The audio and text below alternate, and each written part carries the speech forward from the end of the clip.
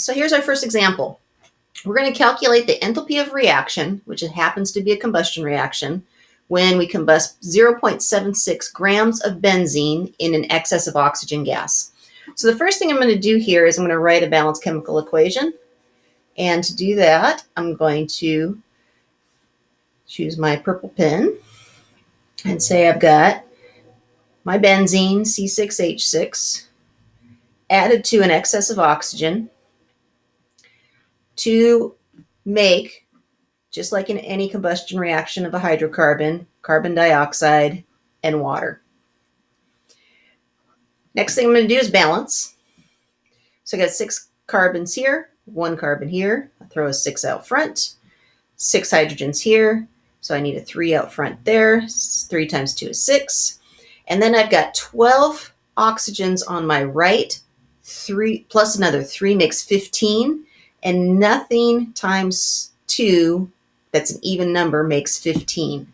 So what I'm going to go ahead and do is I'm going to double everything. So I'm going to turn this into a 2. I'm going to turn this into a 12. I'm going to turn this into a 6. And then I have an even number of oxygens on this right side. So I got 24 plus 6 makes 30. So I'll have 15 times 2 makes 30 oxygens there. We want to eventually get to kilojoules per 1 mole. So then I'm just going to divide backwards again and cut everything in half once again. And I'm going to remind myself that I'm dealing with moles. So I'm going to have 7.5 moles of oxygen, or 15 divided by 2 moles of oxygen. I'm going to have 6 moles of carbon dioxide, and I'm going to have back to 3 moles of water. So that's just so I can get it in terms of 1 mole, because I'm going to have to convert grams to moles eventually. That's step 1. So step 2 is I'm going to use this enthalpy of combustion, which is the same thing as enthalpy of reaction, just a little more specific. And I'm going to remind myself that it's the sum of the enthalpy of formation of the products minus the sum of the enthalpy of formation of the reactants. So I'm going to look at my balanced chemical equation. I've got 6 carbon dioxides. Remember, I cut this in half and I have 6. So I'm going to have 6 times, and I got all of these values in advance off of your data booklet. So you're going to need that data booklet out in front of you. I'm going to have 6 times negative 393.5 plus an additional. And then I've got my water here. And notice it's liquid water. And the reason why it's liquid is because it's after the whole reaction has settled and the steam has settled back to 25 degrees Celsius and liquid water. And that's going to be negative 285.8.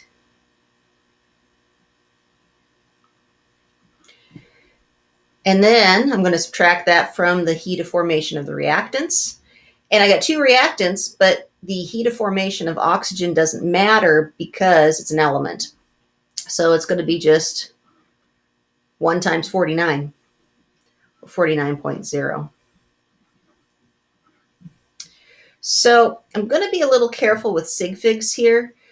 And the reason for that is because these are literature values. However, they still want you to obey the rules of addition and subtraction here.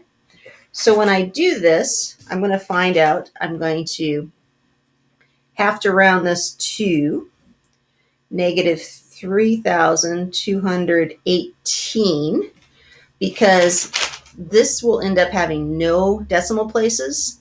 So I always round when I'm adding to the lowest number of decimal places. So that's going to be negative 3,218 minus 49.0. And that's going to also round to no decimal places because that's the lowest number.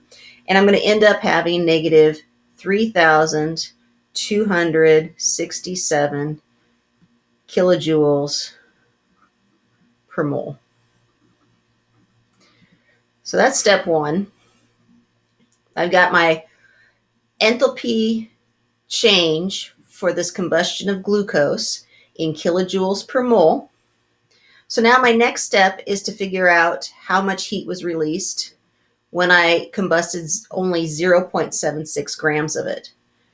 So I'm going to take the 0.76 grams of C6H6. I'm going to change that to moles. 1 mole. And notice I provided for you also the molar mass. The molar mass of benzene is 78 grams per mole. And then I know there's negative 3,267 kilojoules for every 1 mole. And moles will cancel. Grams will cancel. I can put this over 1 to remind myself I'm multiplying. And after doing my math, I end up rounding to 2 sig figs because my measurement only has 2 sig figs here.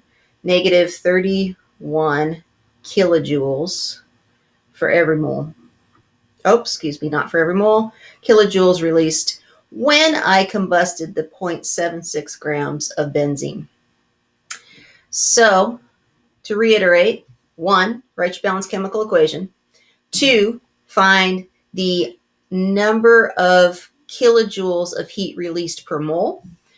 3, take your mass of your substance, change it to moles, and then change it to kilojoules. So that is example number 1. Stay tuned for example number 2, when we're going to do an enthalpy of neutralization reaction.